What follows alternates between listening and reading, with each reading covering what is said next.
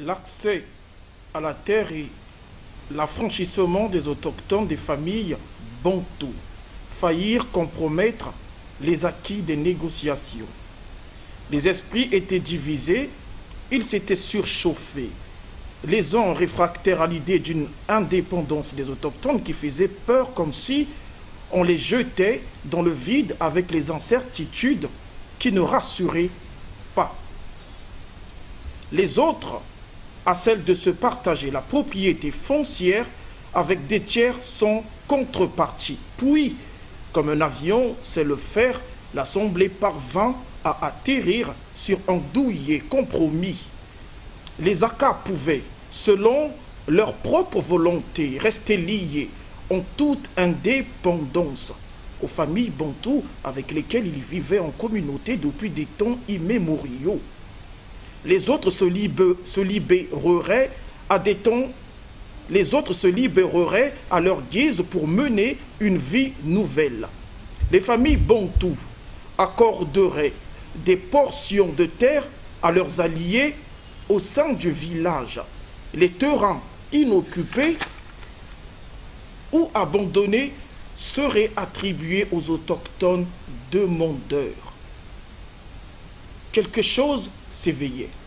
Les espoirs convenus ne devenaient pas être cédés au hasard. Ils ne seraient pas balayés par les vents ni brûlés par les soleils, encore moins délavés par les pluies. Les fruits des réflexions et de longs débats avaient été mis sur la balance. Ils avaient créé la fusion entre les hommes. Les communautés convinrent de les immortaliser dans un document et en confièrent la rédaction au groupe des enquêteurs. Ceux-ci y associèrent le curé, l'infirmier, le secrétaire et le directeur de l'école. Ils ont sorti le code de bonne conduite approuvé par tous. Les porte-paroles des deux camps, choisis parmi les plus anciens, avaient lu à haute voix: au nom de ma communauté, je jure sur la tête de nos ancêtres et devant le Dieu Tout-Puissant de respecter les droits de l'homme, de reconnaître que la personne humaine est réputée sacrée, de toujours œuvrer pour un climat d'entente entre Bantous et autochtones et de privilégier le libre consentement et la pleine liberté dans les actes civils et le respect de la loi. Ceux qui violeraient ce pacte sacré et nous ramèneraient aux pratiques anciennes payeraient au prix de leur vie. Bonsoir. Bonsoir. Alors, je suis sur la page 60-61. Nous sommes dans le roman Gailly, ou l'affaire autochtone. Monsieur Alexis, quel est votre mot d'entrée de jeu après avoir écouté cette lecture que j'ai faite sur la page, je disais tout à l'heure, la page numéro 61, 62. Quelle est votre impression? Bon, il faut dire que, merci, je crois qu'il s'agit là de la problématique qui est posée sur la table des relations entre autochtones et bantous que nous sommes. Et je crois que c'est quelque chose qui nous échappe, ou encore qui échappe à beaucoup de bantous. Là, vous avez lu des pages où il y a compromis, approche de solution, où on essaie un peu de couper la poire en deux, de chercher une solution, mais nous aussi, le grand problème, c'est que cette problématique existe depuis longtemps, selon l'auteur, mais nous pouvons dire qu'elle est méconnue du grand public. Elle est méconnue de la majorité des bantous, des bantous lambda, de monsieur tout le monde. Alors donc, le fait que l'écrivain Henri Zombo ait comme ça soulevé la problématique pour la poser sur la table, c'était une occasion en or, nous ne pouvions pas passer à côté. Nous avons bondi là-dessus, pas comme des sachants, mais des gens qui en ont entendu parler par bribes, mais qui n'ont pas trop les contours de la situation et ne connaissent pas trop bien ce qui se passe, mais qui s'indignent quand même avec l'auteur et qui voudraient bien qu'une solution soit trouvée. Et donc, du coup, ça tombe bien, comme on est là, les questions des téléspectateurs, nos propres questions, nous allons essayer de faire des pieds et des mains de façon libre, hein, pour que nous puissions poser toutes nos questions à l'auteur. Lui qui maîtrise la problématique, il va certainement nous dire pourquoi ce roman, pourquoi ce livre, pourquoi ce thème, pourquoi cette thématique, cette problématique soulevée et posée sur la table. Et bien sûr, les tenants, les aboutissants, sinon les approches de solutions pour que tous ceux qui nous suivent puissent découvrir ce qui est le mal et réfléchir un temps soit peu pour la thérapie qui idoine pour conjurer ce mal. Justement. Eh bien, vous l'avez identifié, chers téléspectateurs, vous avez entendu, il s'agit ici de monsieur, de son excellence, Henri Njombo, qui est notre invité hein, ce soir. Il a apporté son roman. C'est pas son excellence, c'est l'auteur qui est ici invité. Très bien. Donc, c'est HD qui est sur ce plateau, oui. Henri Njombo, auteur. Njombo. Njombo. Oui. Voilà. Alors, Christella, j'ai fait une lecture sur la page, je disais tout à l'heure, la page numéro 61. Okay. Tes impressions? Sur le livre Sur le livre, sur la page. De la page, on est là pour regarder le livre. Ok, je dirais que mes impressions, c'est que ce que j'ai pu retenir, c'est qu'il notifie sur une partie ou sur une phrase le fait que les gens ont peur de donner une certaine liberté aux autochtones. C'est comme si, pour eux, qu'ils soient libres, les créerait à un certain niveau un blocage sur chaque domaine. Je ne peux pas aller vraiment en profondeur, mais ce qui est sûr, c'est qu'il met vraiment en lumière le fait que de nos jours, les gens ont une mentalité coincée, une mentalité stricte à propos des autochtones. Et que de cette mentalité coincée et stricte, ils n'ont pas la possibilité de pouvoir leur donner une liberté totale de vivre en communauté, de vivre selon bon leur semble. Et de cette pensée stricte, ils veulent toujours avoir la même mise sur leur vie, la même mise sur leur activité. Et de là, ils trouvent un certain réconfort, alors qu'ils auraient dû leur donner leur liberté, leur donner leur vie. Voilà, oui, il y a aussi l'aspect, puisque Christella met le doigt là-dessus, il y a aussi le fait que non seulement il s'agit de donner à ces autochtones toute leur liberté, tous les droits hein, en tant qu'humains, hein, mais il y a aussi surtout cette invitation claire, nette et précise au vivre ensemble des deux communautés. Certainement que l'auteur aimerait bien que les préjugés soient détruits, abattus, soient détruits, et qu'on puisse comme ça entrer dans une nouvelle ère où il y aurait amour, attraction mutuelle ou fusionnement, où il n'y aurait plus toutes ces barrières qui stigmatisent les uns pour l'intérêt des autres. Monsieur Alexis, on nous a parlé de privilèges, de fusion entre hommes.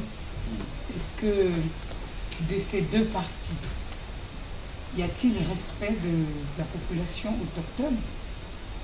Nous les considérons réellement comme des êtres humains ou juste des choses, s'il faut dire, ou des êtres il y a moins que rien, des sous-hommes. Voilà, des sous-hommes mis en nature.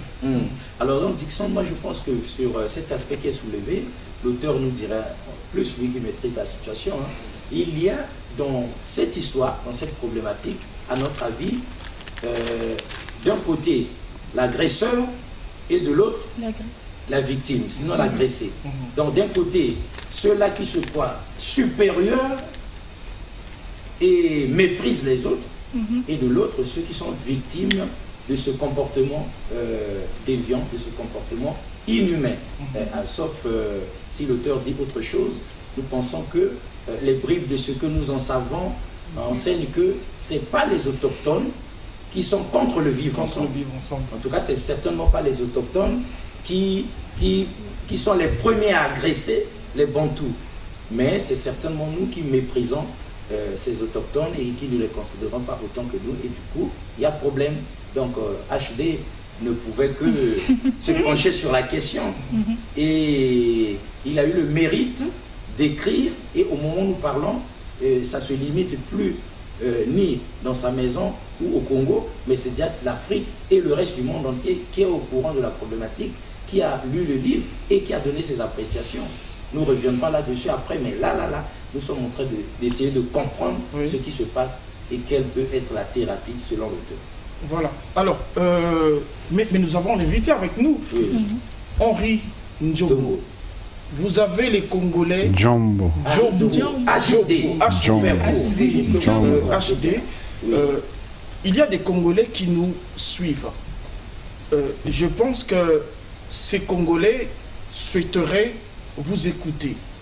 Quels sont vos mots pour mieux nous renseigner sur ce que vous dénoncez dans votre roman? Beaucoup de choses.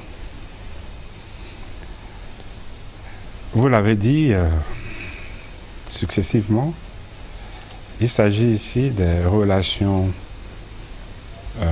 déséquilibrées, de dominant à dominé entre les communautés bantoues et autochtones.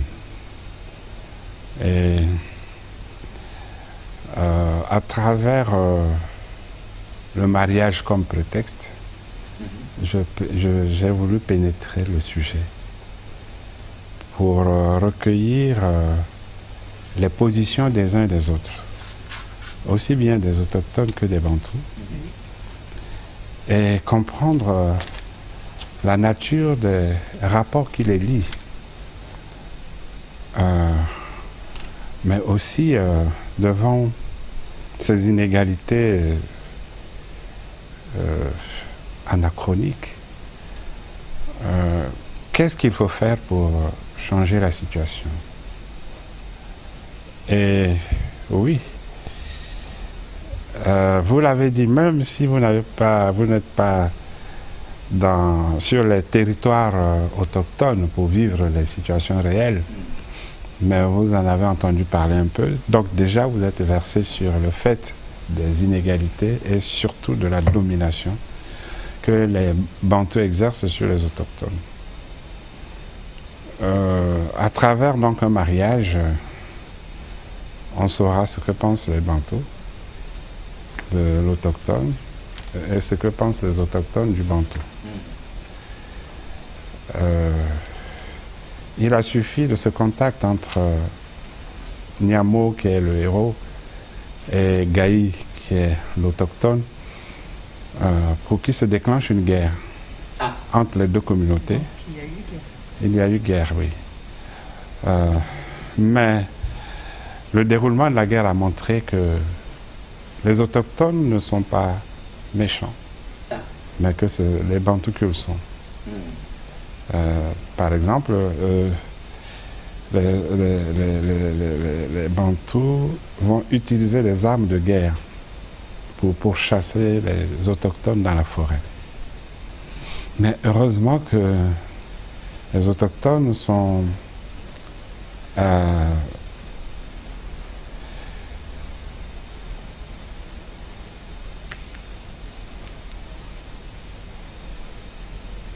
presque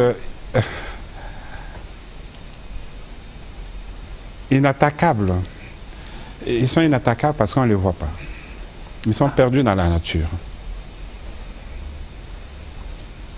Pendant qu'ils voient les Bantous, qui les traquent, mais les Bantous ne les voient pas.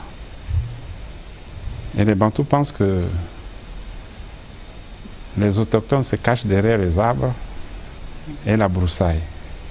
Donc ils tirent dans tous les sens jusqu'à épuiser leurs munitions.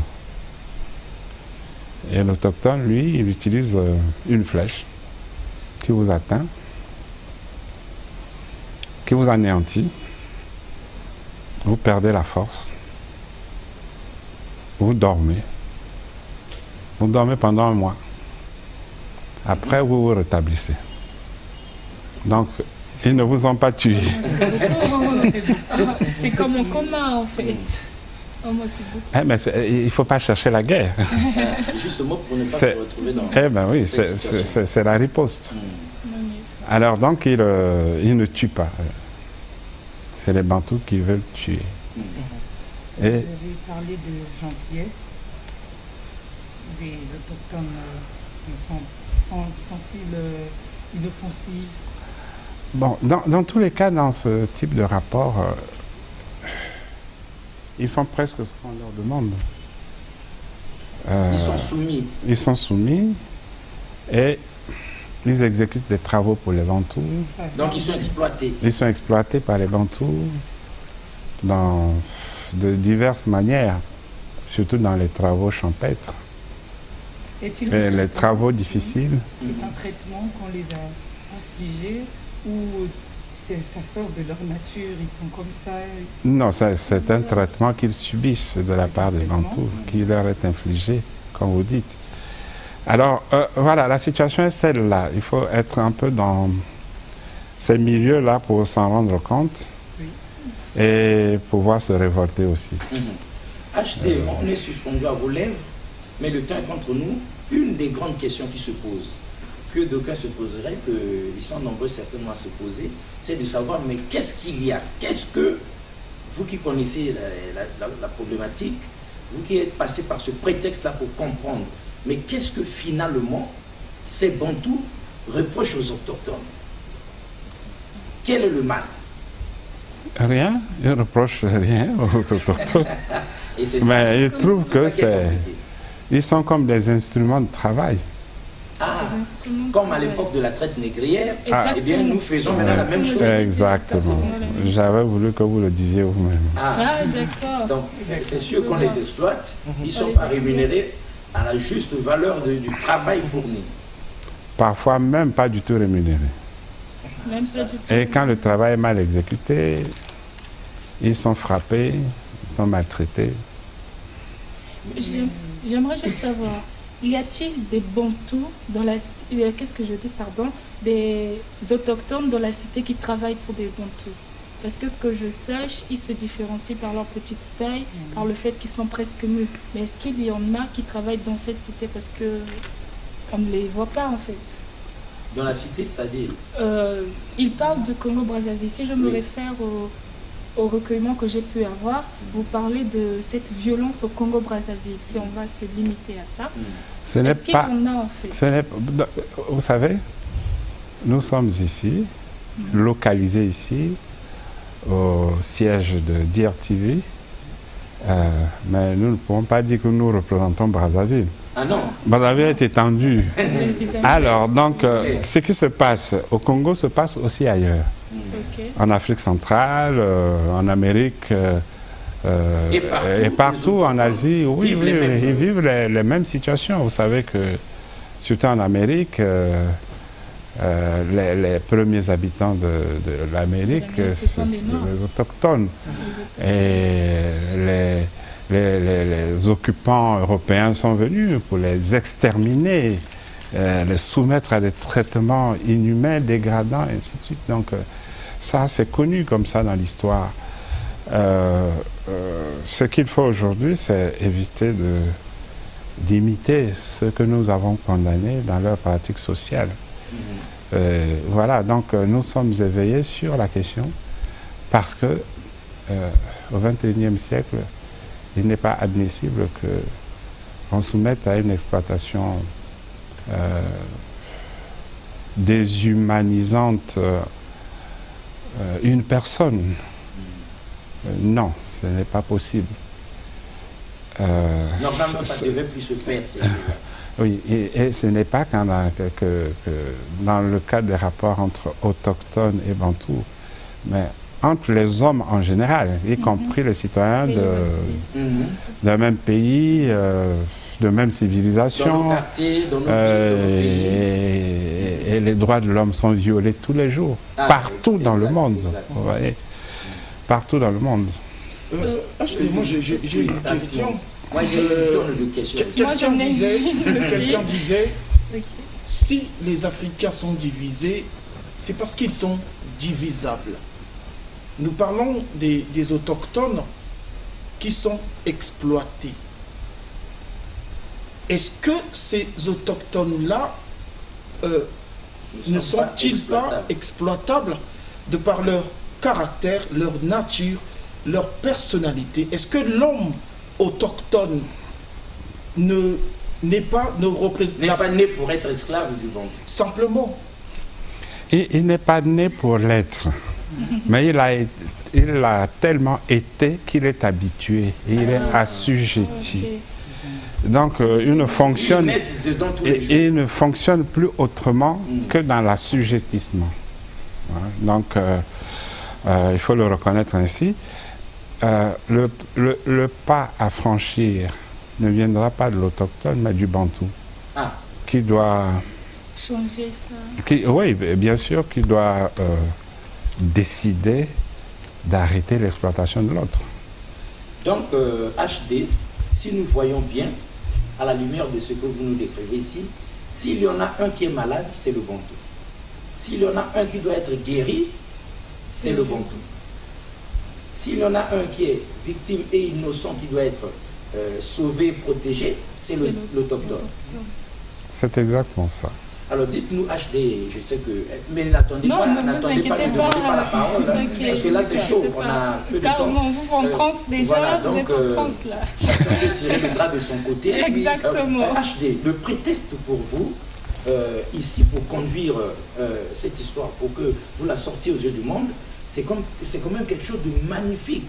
C'est sur la base de l'amour que vous vous lancez dans cette histoire-là. Or, l'amour a toujours raison. D'où vient-il qu'on puisse interdire à deux cœurs de s'aimer?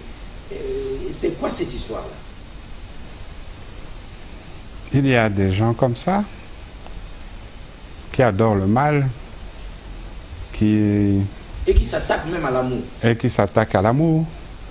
Vous n'êtes pas égaux, vous n'avez pas le droit de vous unir. Par exemple, le racisme. Ah oui. Et le racisme, voilà, c'est une belle illustration. Et puis, chez nous, ouais, les autochtones, eux aussi, rejettent ceux des leurs qui se lient d'amitié ou qui se marient avec les Bantous. Ils les rejettent, oui. C'est possible ça? Et vice-versa, les Bantous n'aimeraient pas que un autochtone épouse une femme bantou ou qu'une autochtone épouse un homme bantou. Donc, des deux côtés, c'est chaud. C'est bon d'abord comprendre en fait, parce qu'il y a des téléspectateurs qui nous suivent de la maison. Je sais comment nous sommes, nous les Congolais. Ils vont se dire, ils parlent d'autochtones, ils parlent de bantou. Mais qui sont ces autochtones? Les autochtones, les bantous. Qui sont ces bantous? Les bantous, c'est vous et moi.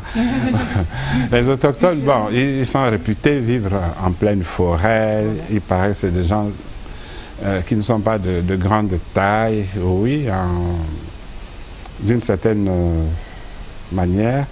Mais justement, Niamo va découvrir qu'il y a une fille autochtone qui est grande et qui est belle. C'est pourquoi... comme une bantou. Voilà. Et avec toutes les qualités. Il s'amourache d'elle et puis voilà, le commencement des problèmes. Ouais. Et nous aimons ça, pardon, après, nous aimons ça, mais la problématique entre autochtones et bantous, nous pensions que c'était que votre imagination, cette affaire d'amour où on croise une belle femme, mais est-ce que dans les faits, dans l'histoire des relations bantous autochtones, est-ce qu'il y a eu comme ça des bantous qui sont allés vers des autochtones qui ont essayé d'aller vers... Est-ce que dans les faits, on a... Il y en a eu, oui, il y a eu des situations assez rares, mais de plus en plus connues. Et une fois que ça arrive, alors là, on s'attend... Ici à Brazzaville, il y a des autochtones. À Brazzaville, ici. Que ce soit les femmes ou les hommes, il y en a. Et vous les fréquentez, vous voyez, vous verrez qu'il n'y a pas de différence. Nous sommes tous des humains. Évidemment. Et Évidemment. donc, si on ne vous dit pas qu'un tel est autochtone, vous ne le saurez pas. Christella. Moi, je suis plus sur la couverture du livre. C'est vrai qu'on dit qu'il ne faut pas juger un livre à sa couverture, mais la couverture joue un rôle. Je vois bien qu'au fond, vous avez pris une forêt, référence aux autochtones, apparemment. Mais ces deux hommes-là, que représentent-ils? Les Bantous? Et pourquoi les avoir choisis, en fait, positionnés là exactement et un peu flou? Est-ce que ça a une image que ça renvoie? Est-ce que ça parle, en fait? Cette image, Ça parle. Vous avez le plus grand qui est le Bantou, Oui, oui. et l'autre qui est moins grand qui est autochtone. Ah, ok. Et C'est l'autre- Gaï qui est là. non, Gaï, Gaï c'est la n'est pas. Gaï, c'est- Gaï n'est pas. Ah, les deux, c'est des hommes là. Oui, Oui. oui, ce sont des hommes là. Le plus grand, c'est Joseph. le petit. Et l'autre là-bas, c'est le cousin de Gaï. Ah, ok. Et ils sont dans la forêt. Ils sont dans la forêt, ils sont dans On les a campements. l'impression qu'ils se diluent dans la forêt. C'est comme s'ils que disparaissaient, c'est leur en environnement, fait. c'est leur monde. Maintenant, ils vivent dans la forêt, c'est leur monde. Quand ils y sont. Mais est-ce que les Dixon, je sais que vous avez des questions, mais est-ce que les autochtones aiment la forêt parce qu'ils aiment la forêt, ou bien ils aiment la forêt parce que nous qu'ils les sont poussons nés. là-bas à rester dans la forêt? Est-ce qu'ils aiment ce milieu-là? C'est leur environnement. Et ils l'adorent. Oui, ils l'habitent. Ils construisent leur village, leur maison là-bas et ils vivent de la nature. Ils sont en symbiose avec cette nature. Donc, c'est nous qui avons peur de la forêt, mais pas eux. Donc pour eux-mêmes, il leur manque rien. Non. En fait, si nous, les Bantous, on ne s'en va pas les agresser là-bas, leur chercher chinoise là-bas où ils sont, ils peuvent vivre leur vie tranquillement et puis sans problème avec le monde. Absolument. Alors, Cela l'a été de tout temps. Ah, jusqu'à ce que les Bantous aillent chercher des problèmes là où il n'y en avait pas. voilà. Alors, Dixon, permettez-moi, parce que ça, Oui, Bon. j'ai une question qui brûle. Nous sommes dans une nation. Nous sommes dans une république. La nation congolaise est constituée, est composée de deux familles, les Bantous, les autochtones. La question que j'ai à vous poser, c'est de savoir quel est le rôle de l'homme politique qui est censé bien gérer la cité, bien gérer la République et promouvoir le vivre ensemble. Il y a un vrai problème. D'ailleurs, vous souhaiteriez qu'il y ait le vivre ensemble entre les deux familles. Mais quel est le rôle de l'homme politique? Est-ce que cet homme politique, l'homme politique, lorsqu'il fait son discours, lorsqu'il s'adresse à la nation, lorsqu'il s'adresse au ministère, lorsqu'il s'adresse à ceux qui travaillent avec lui, est-ce que dans sa psychologie, dans sa conscience, il y a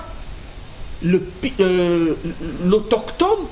Quel est le rôle de l'homme politique dans cette affaire?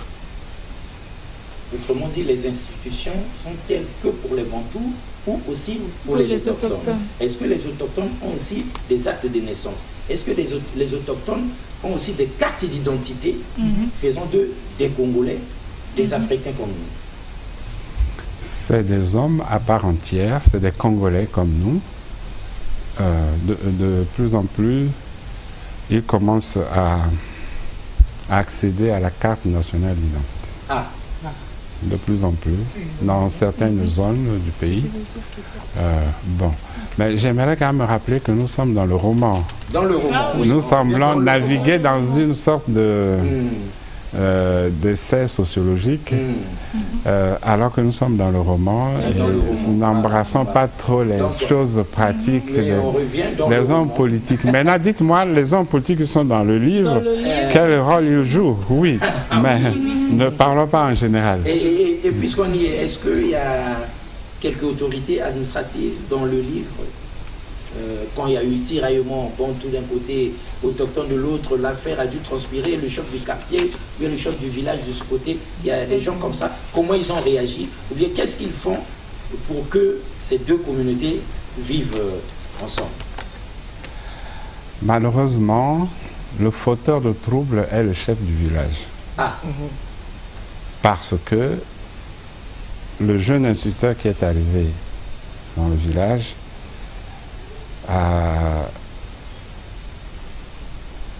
est tombé amoureux de l'autochtone. Et lui, il souhaitait plutôt qu'il épouse sa fille. Ah, ah, ok. c'est- Et puis, tout s'explique déjà. ça s'est mal passé. Le garçon a refusé en disant « Je ne connais pas votre fille, il n'en est pas question. On ne force pas le mariage. Et puis, ce n'est pas mon plan, ce n'est pas ma volonté. Pour cela, il va subir des sévices. » Vous savez, il y a des chefs qui sont violents. Ah oui. Hein, ils sont violents. On l'a fait ligoter, tabasser, arroser d'huile pimentée, jeter au soleil en plein Vraiment midi, cruel. en plein soleil toute la journée, et ainsi de suite. Et puis, on va le jeter dans une hutte derrière, cadenassée. Et en pleine nuit, des ombres vont apparaître. On va le détacher, le sortir de là. Et qui verra-t-il? La fille du chef du village devant la porte. Et c'est elle qui avait ouvert la cellule pour laisser passer les sauveteurs. Et après ça, elle a refermé le cadenas et a remis la clé à sa place, alors qu'il n'y avait que son papa qui savait où était la clé. C'est ça. Alors le matin, lorsqu'il veut voir le prisonnier, il n'y a plus personne dedans. Et pourtant la cellule est fermée, que s'est-il passé? Alors il attribue ça à la magie des autochtones. Les autochtones. Voilà. Mais sa fille a eu beaucoup de remords en voyant que son père était méchant envers ce garçon. C'est pas parce qu'il a refusé de la prendre en mariage qu'il faut le tuer, qu'il faut lui faire du mal. Voilà, c'est pourquoi elle n'a pas accepté cela et elle a aidé à se sauver. Et à partir de ce moment, puisqu'on ne sait pas où il se trouve, le fugitif, On a aimé ce génie-là. on suppose que c'est les autochtones qui l'ont libéré. Il faut donc aller le prendre et le ramener vif ou mort. Alors c'est une razzia qui commence. Donc tous les villages, tous les campements autochtones sont attaqués et brûlés. Mais les autochtones qui étaient déjà au courant avaient réussi à s'en aller avant l'agression et se sont installés loin ailleurs. En prenant ce cas par exemple, là vous dites que c'est le chef de village qui est un autochtone qui a fait Non, il est bantou. Il est bantou. Il est Ah bantou, le chef d'accord. du village. Le chef C'est du le chef village du est bantou. village, il est bantou. C'est-à-dire ici, il y a le fait que c'est passionnant. Nous avions aimé votre plume, nous avions aimé votre façon de conduire la chose. En tout cas, c'est bien, c'est limpide, c'est propre, ça instruit en quantité. Mais maintenant, deux questions me brûlent les lèvres, les questions de téléspectateurs. La première, elle est peut-être pas propre, entre guillemets, parce que de tout temps, nous avions été enseignés même à l'école qu'ils s'appelaient les pygmées, pour que tout le monde comprenne. Bon, après, depuis un moment, c'est autochtone. Et je crois qu'il y a aussi certains qui n'ont pas encore fait la relation entre autochtones et pygmées. Bon, mais sans vous sortir du cadre du roman, de l'imaginaire, et si vous pouviez nous dire qu'est-ce qui s'était passé pour que on passe du pygmée à l'autochtone, au moins peut-être que ça permettrait aussi à ce que nous comprenions, peut-être qu'en passant du pygmée à l'autochtone, peut-être que nous avions détruit, peut-être que nous avions arrangé les choses.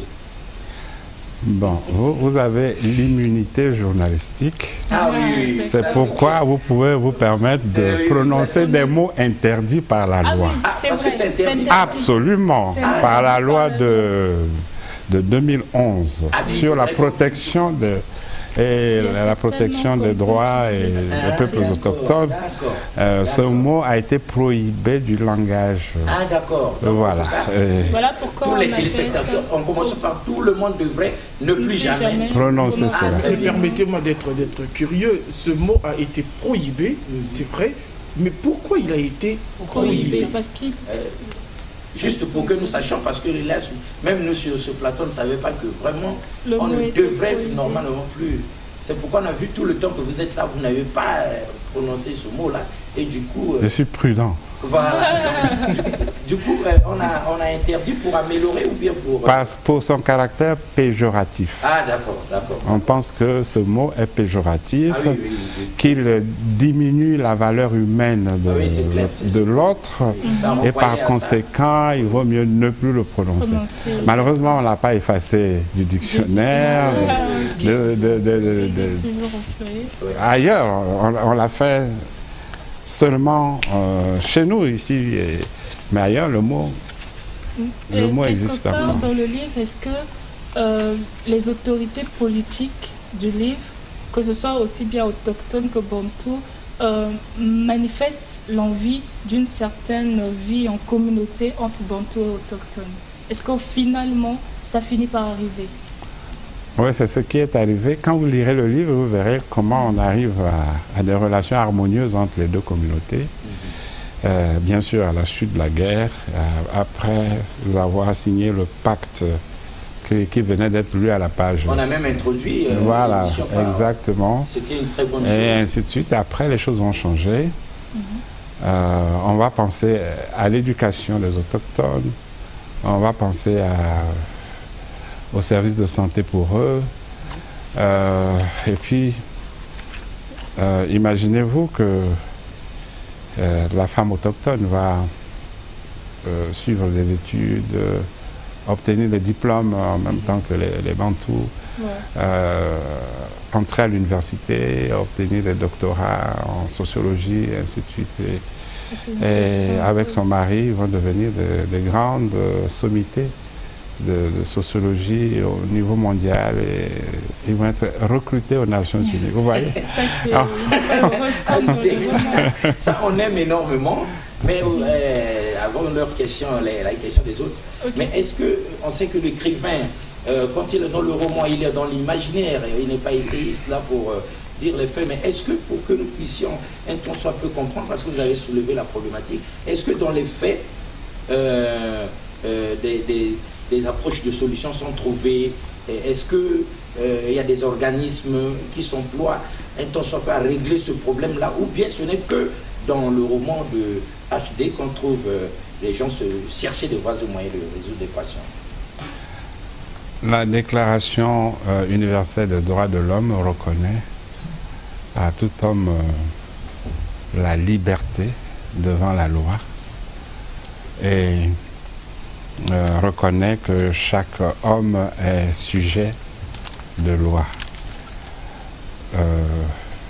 Par conséquent, aucun homme ne peut subir de traitement inhumain.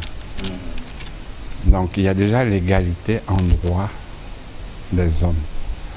Et il s'agit simplement d'appliquer cette égalité entre les Bantous et les autochtones. La loi de 2011 prévoit des sanctions, bien sûr, mais il faut d'abord qu'elles soient appliquées. Ah oui. Il faut qu'elles soient appliquées. Une chose est de prévoir des sanctions, et l'autre qu'elles soient effectivement appliquées. Mais il faut appliquer la loi. Ça peut accélérer le changement de situation. Maintenant, d'où vous vient ce désir de pouvoir dénoncer à travers ce livre, de pouvoir dénoncer cette injustice, merci, cette injustice, cette relation qui n'est pas égale équilibrée entre les autochtones et les bantous. D'où ça vous vient cette inspiration? C'est déjà quelque chose que j'ai hérité de mon enfance. Parce que oui. Dans mon village, il y a des autochtones, comme ailleurs aussi. Et j'ai vécu, j'ai vu les traitements auxquels ils étaient soumis. Donc HD est témoin oculaire. Oui. Il a vécu la chose. J'ai vu des choses. C'est pas comme s'il n'avait jamais rien vu. Et aujourd'hui, je ne crois pas que nous puissions continuer à vivre ces situations. Non. Aujourd'hui, il faut changer les choses et établir une réelle égalité entre les hommes. Voilà pourquoi vous avez employé cette invitation. Vous avez parlé d'invitation. Une invitation au vivre ensemble. Cette invitation. Alors, moi j'ai une question. Sur la page 61, il est écrit toujours justement, puis comme un avion sait le faire, l'Assemblée parvint à atterrir sur un douillet compromis. Les AK pouvaient. Les AK. C'est quoi? C'est qui ou c'est quoi AK? C'est des autochtones d'un certain territoire, notamment du Nord Congo, Centrafrique, Cameroun, Gabon aussi. Ils habitent les forêts de ces pays. Donc finalement, au-delà de leur identité que nous connaissons, les peuples autochtones, ils ont... Ils ont d'autres appellations. C'est pourquoi lorsque vous supprimez l'appellation que vous avez donnée tout à l'heure, mais les autres demeurent, qui ne seraient pas moins péjoratifs.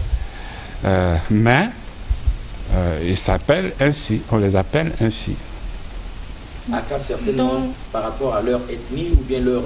ça c'est eux-mêmes qui s'identifient comme ça, n'est-ce pas? Ou bien c'est encore nous qui avons... Bon, ils s'appellent ainsi, ils se reconnaissent ainsi. Là au moins c'est eux-mêmes et c'est propre. Dans les informations que vous avez données à Monsieur Michel Devet, que j'ai pu recueillir sur Internet, il y a une partie où vous dites que chaque peuple a droit à sa propre identité culturelle. Est-ce que ça veut dire que les Bantous ne reconnaissent pas l'identité culturelle des autochtones? On peut penser ainsi, mais ils font exprès. Ils font... Qui fait exprès? Les Bantous font exprès d'ignorer. Voilà cette identité. Ils savent donc c'est l'expression. Et la preuve, c'est que ils ont un mode de vie que les Bantous ne peuvent pas adopter facilement. Bon. Donc, ils ont une certaine exception qui est reconnue comme telle. Pouvez-vous nous donner un exemple par rapport au livre vous avez dit un mode de vie que les Bantous ne peuvent pas reconnaître. Bien. Alors, je vais vous dire, lorsqu'un Bantou doit déménager, que prend-il avec lui? Ses affaires. Ok. On vide la maison et puis bon, on est parti avec. Mais il faut beaucoup de bras pour prendre tous ces bagages-là. Chez l'autochtone, il n'y a pas à s'encombrer. Il a besoin de peu de choses. Il a juste une natte qui est pliée, un couteau, une machette, une lance, peut-être le filet, et puis quoi? C'est tout. Il déménage, il va reconstruire une maison plus loin, et il retrouve son environnement, il va continuer de vivre là-bas. Leurs habitations sont-ils pareilles à ceux des Bantous? Non, on les appelle des huttes, c'est des maisons précaires avec des matériaux végétaux, donc non durables, et qu'il faut changer de saison en saison. HD, le livre, vous l'aviez écrit pour qui? Quel est le public? que vous ciblez en priorité? Est-ce que c'est... Dites-nous, vous l'aviez écrit, mais pour qui vous vous adressez à qui? Un livre ne s'adresse pas forcément à un auditoire précis. Dès lors que vous savez lire, votre attention sera toujours captivée par un écrit. Même un enfant qui apprend à lire, quand il va tomber sur un livre, vous allez voir qu'il va commencer à lire des phrases, il va les lire. Donc, oui. Cette décision de changement, ce désir de changement, est-ce que ce désir doit être mis en place par un combat d'épée ou bien un combat pacifique, si je peux dire ça comme ça? Parce que dans le livre, s'il faut pouvoir mettre chaque personne au même niveau, est-ce qu'il faut s'imposer pour pouvoir gagner ce combat ou bien plutôt parler pour que le problème soit résolu? C'est les pouvoirs publics qui doivent régler ces problèmes. Donc de façon pacifique. Oui. Dickson, moi j'ai l'impression, et ça c'est pour... Et appliquer la loi, vous allez voir que beaucoup de choses vont se régulariser dans la vie. Quelle loi par exemple? Mais on a une panoplie de lois. Les droits de l'homme. Sur les droits des uns et des autres. Des uns des autres. Oui, appliquer ces lois, si c'est appliqué, vous allez voir, on va remettre en ordre beaucoup de choses. Avant que l'auteur ne parle, le moi étant haïssable, moi je bondis sur la chose. J'ai l'impression, Dickson, Christella et Cécilia, que normalement, si déjà nous, sur ce plateau, nous avions eu de la peine à retracer cette histoire, à nous en rappeler, et déjà nous ne prononcions que des bribes. Et donc, à nous en imprégner très bien, si nous avions eu la peine, mais les autres, nos enfants, nos petits-enfants, c'est de vrais problèmes. Est-ce que vous ne pensez pas que ce livre, avant que l'auteur se prononce, devrait être mis à la portée de nos enfants depuis même l'école primaire? Oui. Pourquoi on ne lirait pas des livres comme ça à l'école pour nos enfants? Oui, moi je pense... Au collège, au lycée. Dans l'optique d'atteindre une grande population, ceci peut s'avérer une stratégie efficace. Justement, l'école aujourd'hui est on va dire, est un foyer qui regorge en son sein une grande partie de la population. Et c'est à l'école qu'on façonne. Donc je pense que d'hommes du futur, oui. Justement, pour rejoindre l'auteur, c'est un réel combat, c'est un réel problème. Et moi je pense que dans la volonté de vouloir changer les choses, de vouloir améliorer les choses, oui, ce que vous dites est une approche de solution. Exactement. On pourrait justement retenir ce livre comme un livre dans le programme. Oui, simplement un livre programme. Déjà de cette idée, parce que déjà moi qui suis à l'université, ça fait des années, je n'avais pas connaissance que les autochtones étaient encore rabaissés. Et par contre, si on avait mis à ma disposition... Qu'ils souffraient le martyre. Exactement. Moi, je m'étais dit que ce genre de choses était révolu. Mais à travers ce livre, je me rends compte que non. C'est encore là, c'est un combat qu'on doit encore mener. Et si on avait mis ce livre... de la conscience personnelle. Parce que si vous acceptez les autochtones étant des êtres humains, tout le monde ne pourra avec pas. Qui on peut collaborer, discuter. Tout à l'heure, dans le livre, on nous a parlé qu'il y a une certaine... comment je peux appeler ça? Si un autochtone, homme, mâle, s'accouplit avec un autochtone, un bantou plutôt, un bantou, s'accouple avec un autochtone, mais il est là, c'est l'homosexualité, ça. Voilà. Non. Vous avez dit un bantou avec un autochtone. J'ai mal. Oui, mais j'ai compris, allez-y. Je vous taquine.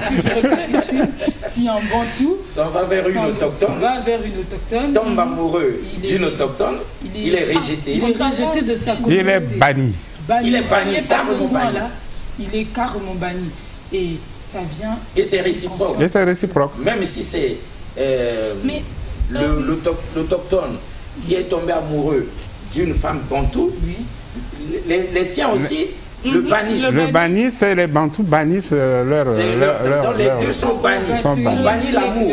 On bannit l'amour. Voilà. Place à la haine. Bon, est-ce que c'est juste? Non, c'est des personnes faites de sang et de chair comme nous tous. Pourquoi les discriminer autant? Non. De cette conversation, une question m'est venue.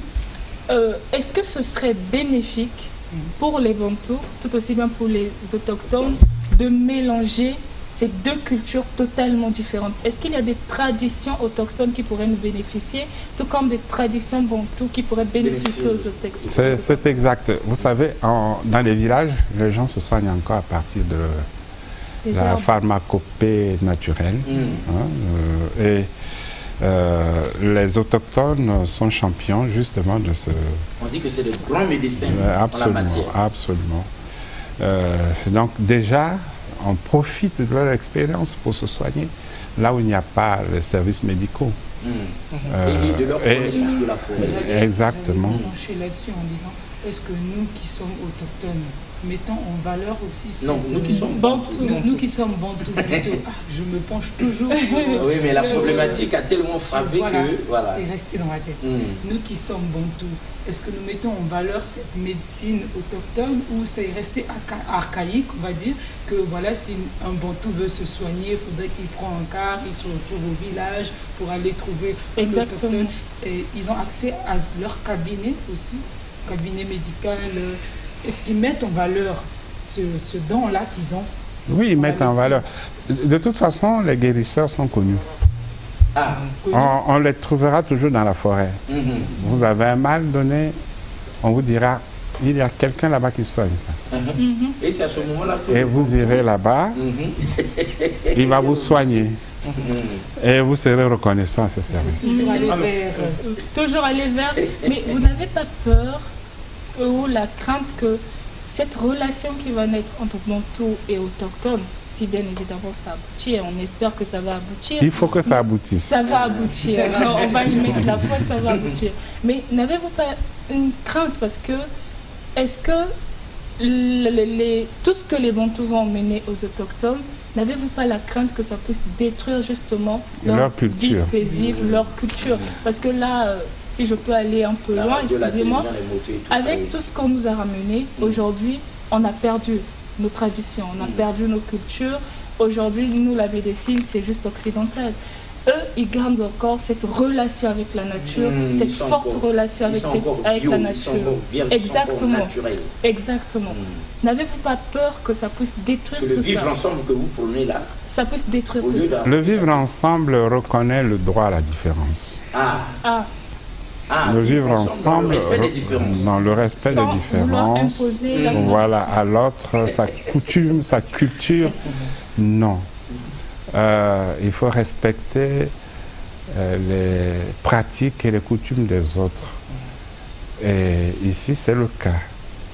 On ne va pas forcer les autochtones à apprendre à conduire les voitures, à venir vivre en ville. Et il faut les laisser progressivement évoluer vers ce qu'ils veulent faire. Peut-être qu'ils n'aimeraient pas vivre dans des mégapoles. Et ils veulent rester dans la forêt, dans la brousse. Et là-bas, ils se sentent protégés. Ils se sentent protégés. Mais qu'on ne les méprise pas, qu'on ne les déshumanise pas. J'aimerais un peu remuer... J'ai deux dernières questions. Remuer HD. Vous faites sans oublier que nous sommes dans le roman. Oui, justement, vous faites office de l'avocat du peuple autochtone. Mais Bantou aussi? Oui, naturellement. Je veux le juste équilibre entre les deux communautés. Deux détails qui m'emmènent à poser un véritable problème. C'est vrai que tout à l'heure, vous avez dit, le malade, comme disait M. Alexis, le malade, c'est le Bantou. Mais HD, vous avez dit tout à l'heure que lorsque une femme autochtone se marie à un homme bantou, celle-ci est bannie de la société. Et vous dites encore que peut-être que ce peuple-là n'aimerait pas vivre dans des maisons que nous avons. J'ai comme l'impression que, bien évidemment, vous prônez le vivre ensemble. Vous le souhaitez véritablement. Mais on a l'impression que ce peuple n'est peut-être pas prêt, n'est peut-être pas d'accord. Pourquoi bannir celle qui se marie à un bantou si réellement ils souhaitent le vivre ensemble, je pense que ce serait l'occasion d'accepter. Il n'y a rien de mieux que l'amour quand même pour cimenter deux communautés. Exactement. Est-ce que le problème ne vient pas véritablement d'eux aussi? Il vient de tout le monde. Il vient de tous. Et ce qu'il faut, c'est créer des conditions qui permettent à chacun de s'exprimer librement, sans entrave. La liberté des autochtones est extrêmement limitée devant les Bantous. Vraiment. Et pour dire que parfois l'autochtone résiste à aller à la modernité, vous pouvez avoir des enfants que vous allez peut-être élever, que vous allez adopter d'une famille bantou, plutôt autochtone. Mais vous serez surpris un jour que l'enfant disparaisse et que par tous les moyens, il retourne chez ses parents. Ouais. Des hommes matures. Il retourne dans la forêt, chez ses parents. Oui, donc... une deuxième... Oui, donc il y a la liberté. Il y a aussi des difficultés. Ben oui, il y a le libre choix. Donc, s'ils ne veulent pas vivre dans votre société, ils ne vivront pas là-bas. Ils vont retourner en forêt. Et ce n'est que normal. C'est un peu comme si, à chaque fois qu'ils se sentent menacés, ils se retournent dans leur coquille. Oui, c'est ça aussi. Peut-être pas forcément. Oui. Si vous les laissez vivre en paix et en indépendance, vous verrez qu'ils ne viendront pas trop vous chercher. Parce qu'ils se suffisent à eux-mêmes, ils ont tout. Ah oui, ils ont tout. Ils mangent bien, ils se soignent. Oui. En fait, il ne leur manque rien. Il ne leur manque rien. Dixon, une question oui, une question. J'en ai deux même. Mais vous dites quelque part, hein, je suis sur la page 61, ils n'avaient pas de champ à eux et se nourrissaient de larcins opérés dans ceux des femmes bantoues. Ils n'avaient besoin d'aucune compensation et estimaient que l'important ne résidait pas dans la reconstruction du passé, mais dans l'assurance d'un avenir prometteur pour tous. Leur raisonnement ne surprit pourtant pas les Bantous, qui connaissaient bien leur philosophie, leur mode de vie et leur pragmatisme. Je vais retirer mode de vie, parce que on a déjà des imaginations sur leur mode de vie. Mais HD, si je vous demandais, pourquoi avoir employé philosophie et pragmatisme? Que voudriez-vous dire ici? Est-ce que dire que les autochtones sont des philosophes et qui sont pragmatiques? Il y a des philosophes dans toutes les sociétés et en tout temps. Même chez les autochtones? Mais bien sûr. Sinon, ils ne conserveraient pas leur héritage culturel. Ils ont leurs historiens, leurs philosophes, ils ont leurs spécialistes en tout. Oui, je ne suis pas véritablement satisfait de ce que je veux dire. Vous dites, leur raisonnement ne surprit pourtant pas les Bantous. Est-ce que ça veut dire que, quelque part, leur philosophie ressemblait à la nôtre, à celle des Bantous, leur façon de penser, leur façon de voir les choses? Parce que ça n'a pas surpris les Bantous. Les Bantous les connaissent un peu. Ils les connaissent un peu. Ils connaissent leur manière de réagir. Ils savent... Parce que pour dompter quelqu'un, il faut bien le maîtriser sur beaucoup de plans. Hein, sur le plan moral et ainsi de suite. Et ils se disent, oui, ce qu'ils disent là est vrai et dans la franchise. Donc, eux, ils ne trahiront pas, comme le feraient les Bantous, les accords qui ont été conclus entre les deux communautés. Alors, HD, autant nous avons été séduits et nous essayons de transmettre ce goût-là aux téléspectateurs pour que demain ils lisent aussi le livre. Et nous avons même ici, sur ce plateau, plaidé pour qu'il soit même mis au programme. Autant vous avez réussi par votre plume, par votre génie, à nous faire tous tomber amoureux de Gaï.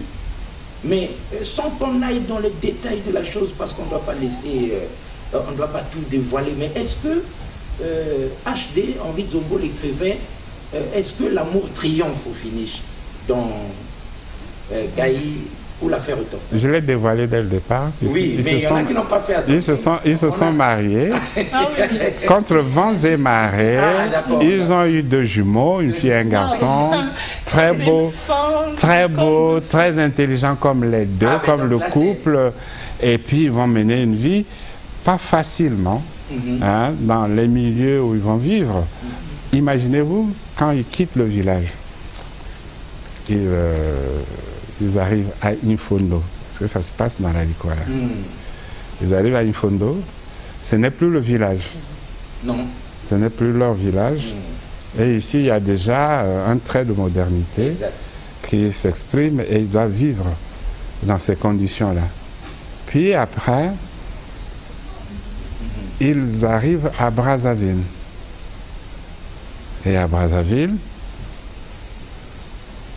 ils connaissent d'autres réalités. Je prends l'exemple simplement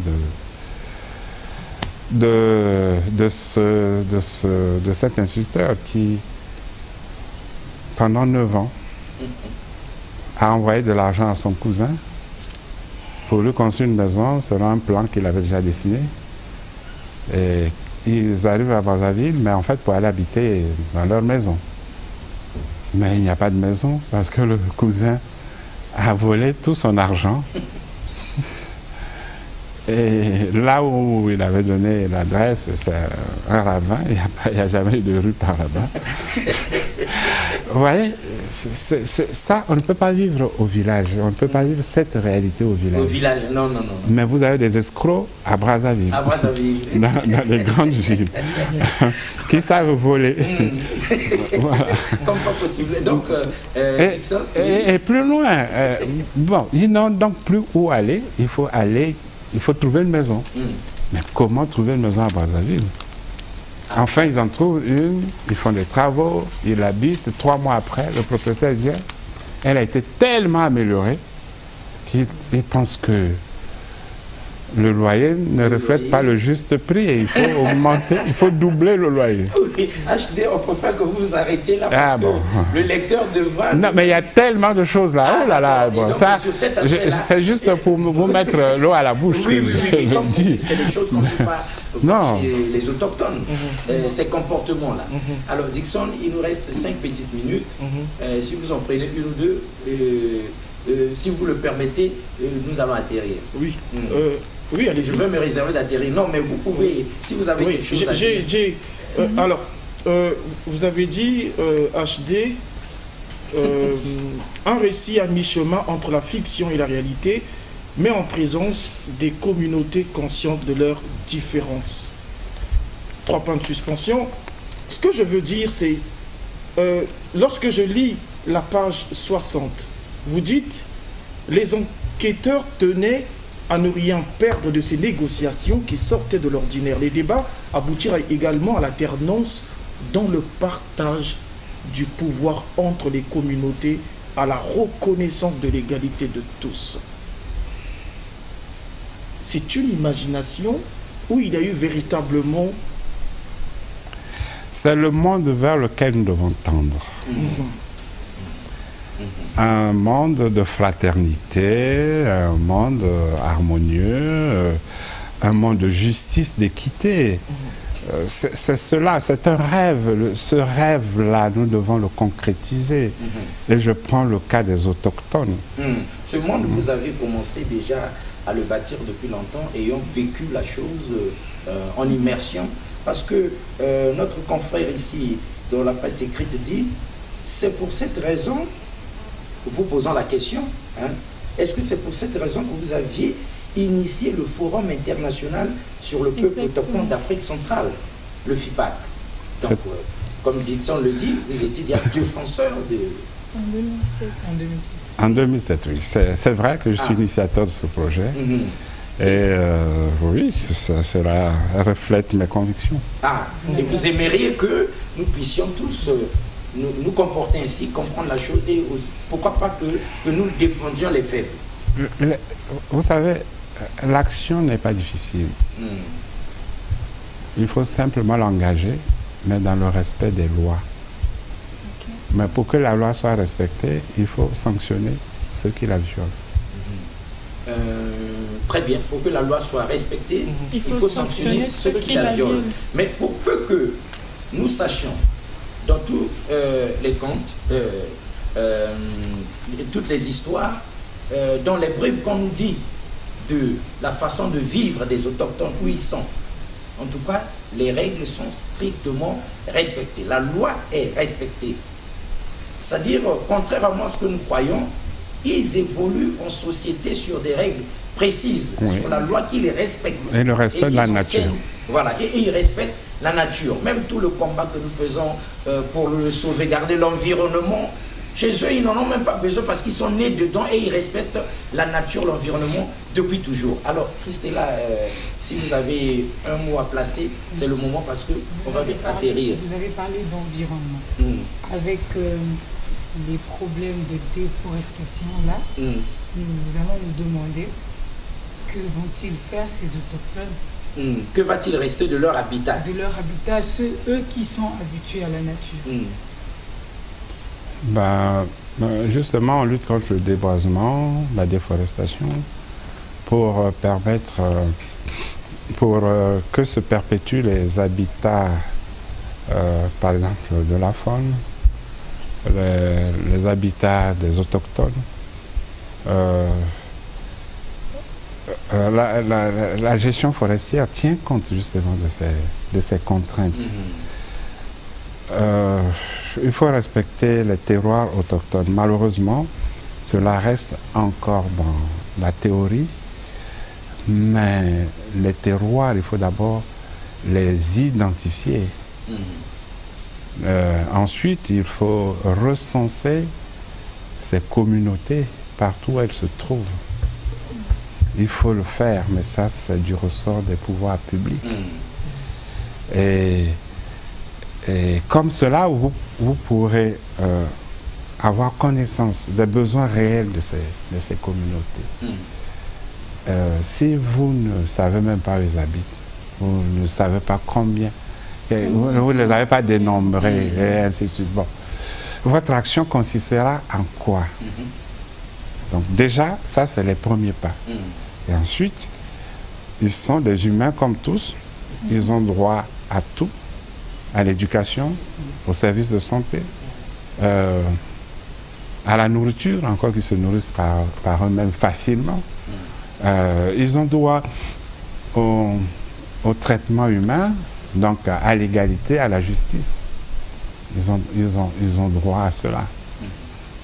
Mais tout cela doit se faire avec le concours et l'œil vigilant de la puissance publique.